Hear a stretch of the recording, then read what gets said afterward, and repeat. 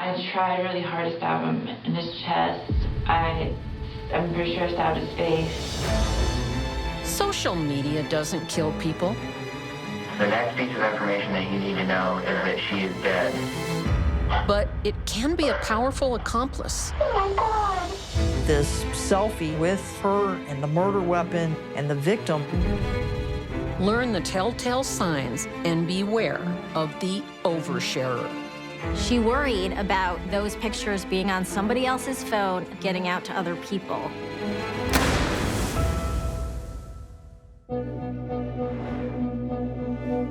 As a former FBI profiler, I'm often asked, can you spot a killer? Is it a look, an attitude, a pattern of behavior? After 40 years' experience, I can say it's complicated. But there's one thing I know. There is a deadly type.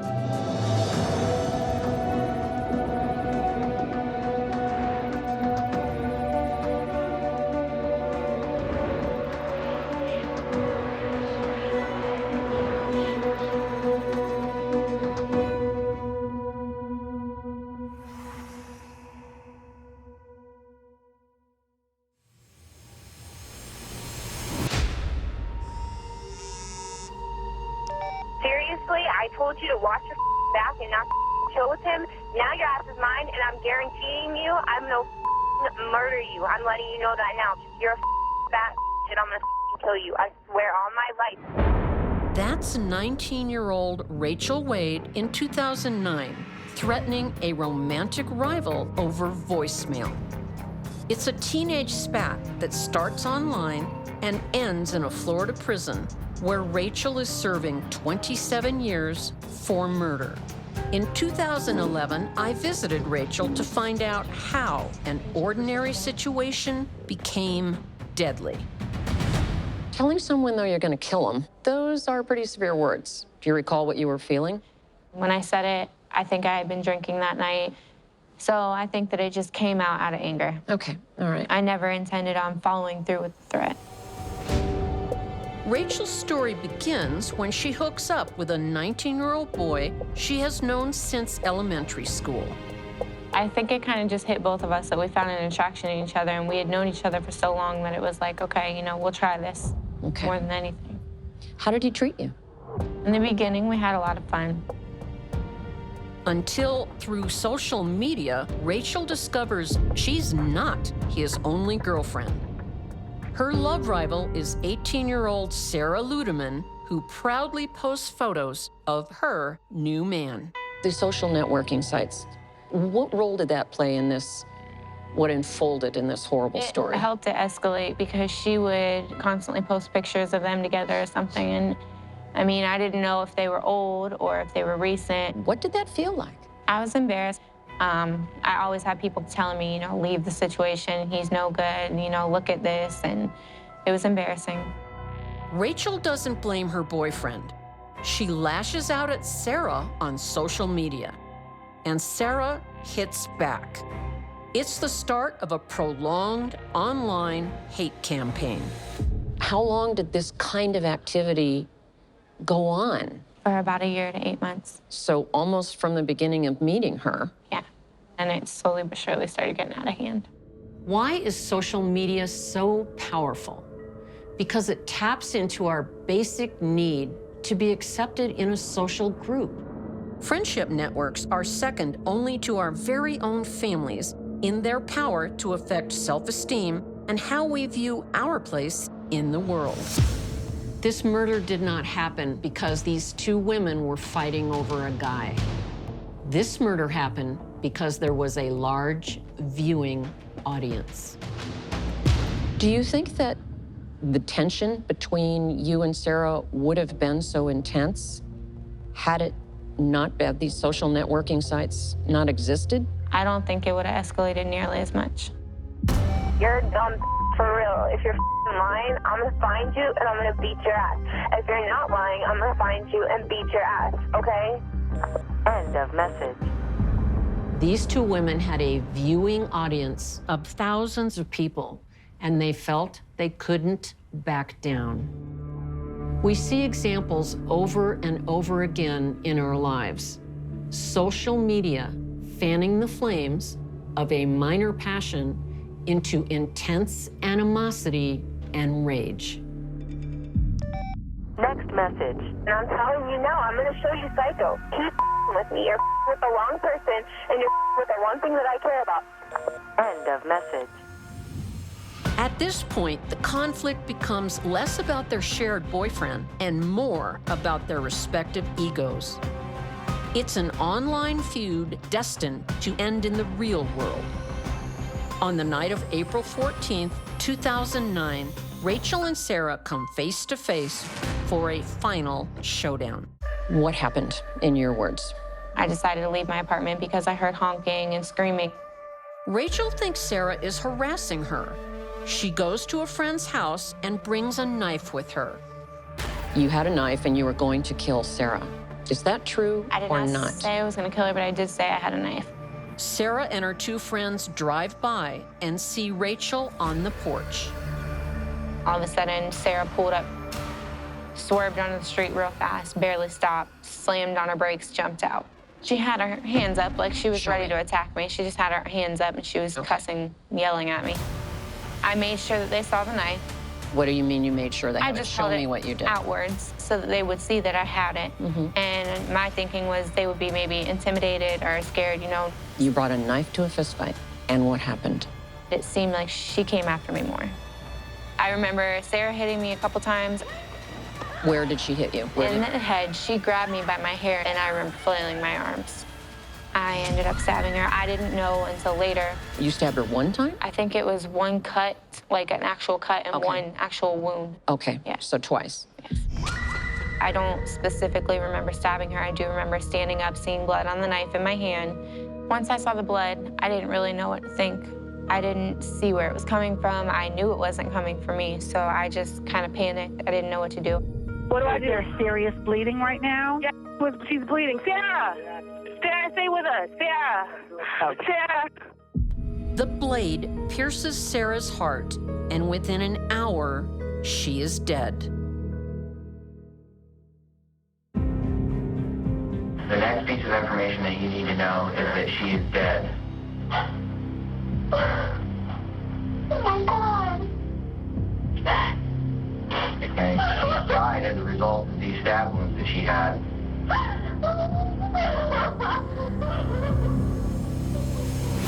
Rachel is convicted of second-degree murder and sentenced to 27 years. I'm okay with the fact that I'm here because I know what happened was wrong. Whether I meant to do it or not, it was wrong. And I helped it escalate. How do you feel about the inescapable fact that Sarah's dead because of you? Awful. I think about it every single day. I've stared into the eyes of many criminals, and I believe if Rachel could do it over again, she wouldn't become a killer, and Sarah Luderman would be alive. This case serves as an important reminder. Online disputes can lead to real-world tragedies. If you're being publicly attacked, you should take it safely offline if possible. Or even better, simply log off. There are times when social media brings people together, and it can elevate self-esteem. Unfortunately for Amanda Taylor, she wanted to be recognized for all the wrong reasons. Amanda and her husband Rex share a bizarre obsession with serial killers and their crimes. They even fantasize about carrying out their own killing spree. Something about it really interested her and interested Rex Taylor. Amanda posts every detail to her social media feed. She loves to share, and she loves to shock. I think she craved the attention that she was going to get. Prosecutor Mary Pettit believes that desperate need for attention finally drives Amanda to unleash her online fantasies on the real world. And she's been researching serial killers forever, so she knows how they get media attention, and she wants to be somebody that people will be looking up and reading about. In 2015, Amanda posts the world's first murder scene selfie, smiling beside the fresh corpse of her real murder victim. From this, Amanda gets more attention than she's ever dreamed of. But what led to this extreme, and who is her victim? Most of us don't want that much, really. Just a productive life and a few close friends and family. But others need more. They need lots of friends, or at least admirers, followers, and likes. Why? Because that's a stronger signal of acceptance. And popularity is the ultimate self-esteem booster. For these people, attention is the ultimate drug. Amanda's only regret is that her husband Rex cannot share her online notoriety. 1 year earlier, while separated from Amanda, suddenly Rex takes his own life. I think that she probably felt some guilt because she was instrumental in this separation and limiting his contact with the children, and his suicide note did indicate that the separation from the children was weighing on his mind. There will be no moment of introspection for Amanda. She blames Rex's father, Charles, for introducing him to the prescription drugs she believes led to his suicide. Born killers or psychopaths don't spend much time pondering their mistakes. They're more likely to lash out at others. Amanda feels she lost her soulmate. She grieves publicly online. Amanda put everything out there for the world to see. Some people have a need to do that. For them, it's validation. Her frequent posts catch the eye of 32-year-old Sean Ball, who within months fills the void left by Rex. He indulges Amanda's dark passion with the perfect birthday gift. Amanda's request, Sean bought her a knife. They really started talking specifically about what they were going to do with this knife. It became something that she was thinking about using in a murder. For anyone close to Amanda, alarm bells should have been ringing. But Sean, he just wants to please her, so he goes along with it. That's not a charm to hang on a bracelet. It's a weapon. What did he think was going to happen? Clearly, Amanda was moving from simply viewing violent crime scenes to creating her own. With Sean as her willing accomplice, Amanda sees her chance to mount her killing spree. Top of the list is Rex's father. Blaming her father-in-law for her husband's death was just a convenient excuse for her. I think had he not been an easy target, she would have moved on to someone else. Long before this murder, Amanda was into it. On the night of April 4th, 2015, Amanda and Sean pay Charles a visit. And I just started stabbing him, and Sean hit him with a crowbar. Charlie, where the places that you stabbed him at? I'm pretty sure I stabbed his face.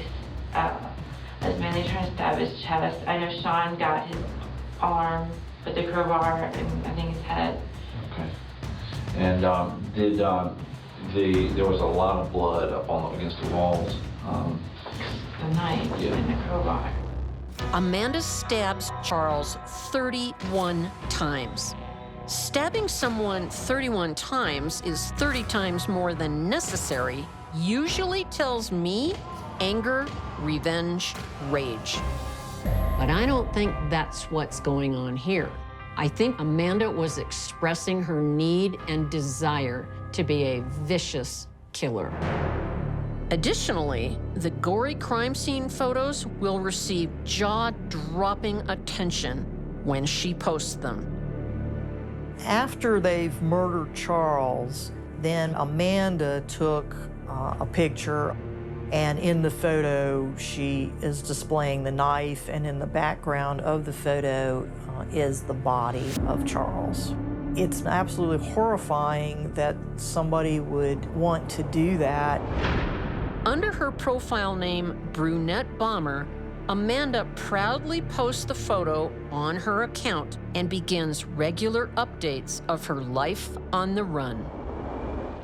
There was a bunch of posts on your Instagram account and on your Facebook account about this. Did you do those?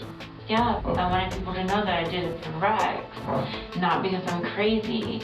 You know, she and Rex were never able to go on sort of this serial killer spree together, and so she, to some extent, is living that out for the both of them.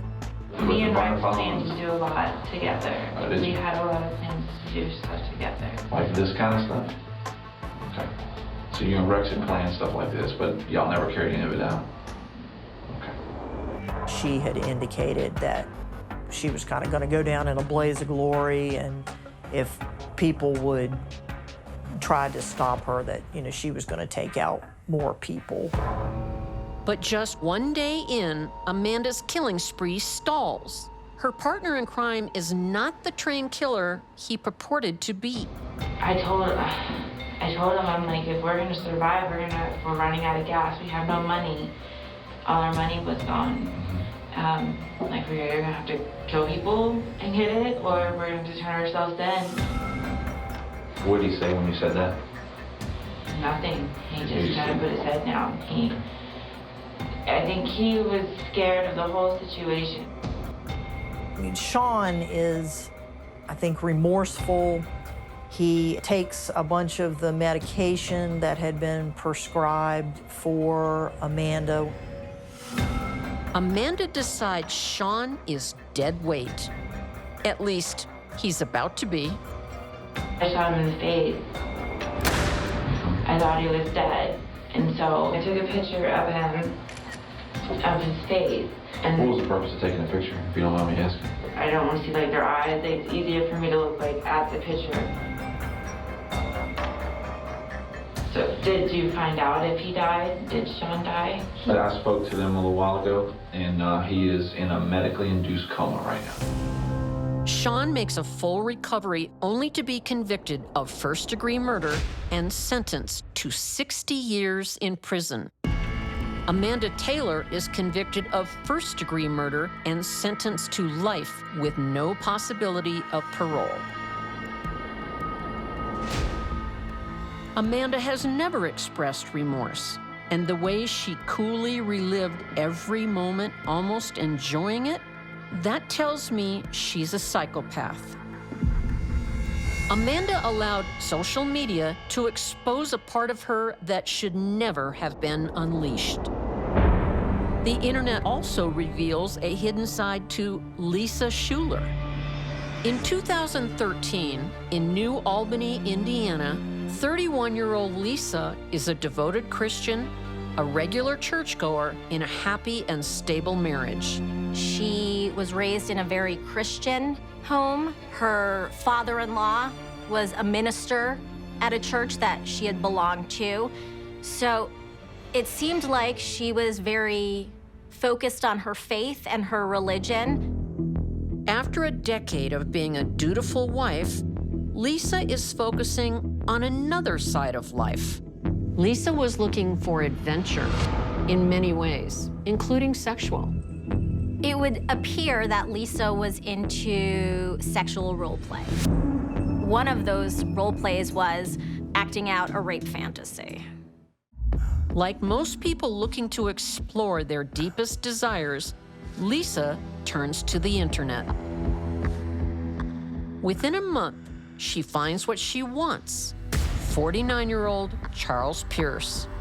One of the great strengths of the digital realm is how it connects us to like-minded people.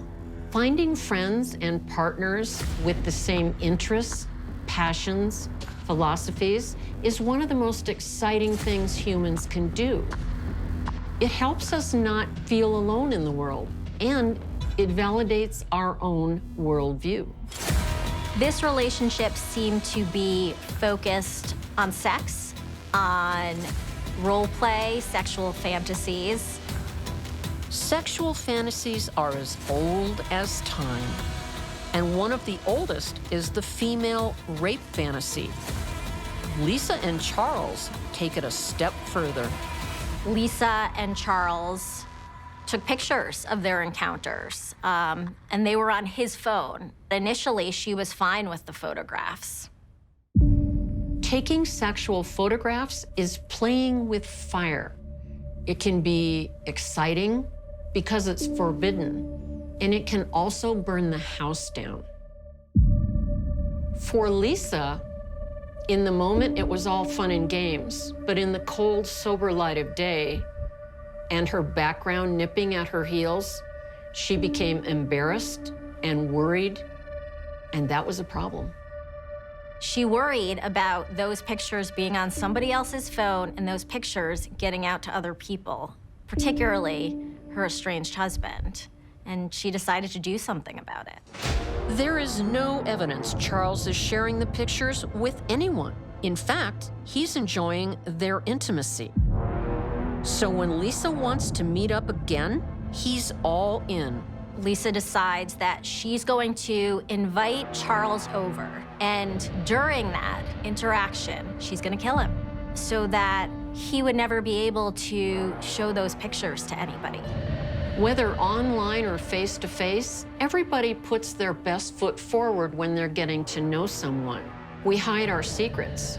The bottom line is, it takes a long time to get to know someone. Charles has no idea how insecure his new lover is feeling. He barely knows Lisa, and his guard is down.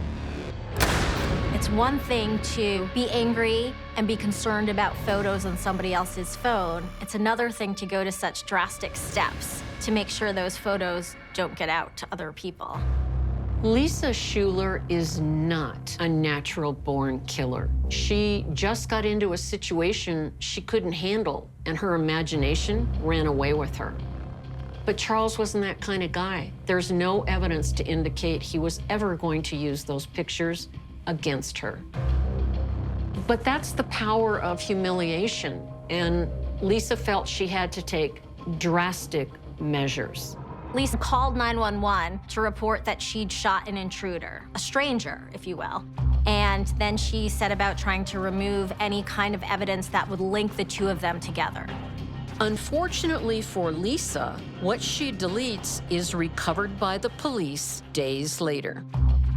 When paramedics got there, his pants and his underwear were down, and they realized that this wasn't just a break-in. There was more to the story.